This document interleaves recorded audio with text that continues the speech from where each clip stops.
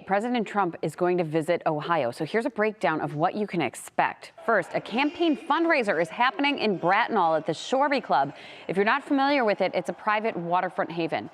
Anyone who attends must take a rapid coronavirus test, and they also must test negative in order to get in.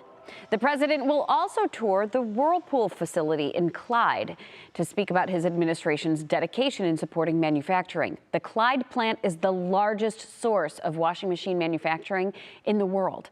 The Fremont News Messenger reports that the president's visit today marks the first time a sitting president has visited Sandusky since William Howard Taft back in 1912.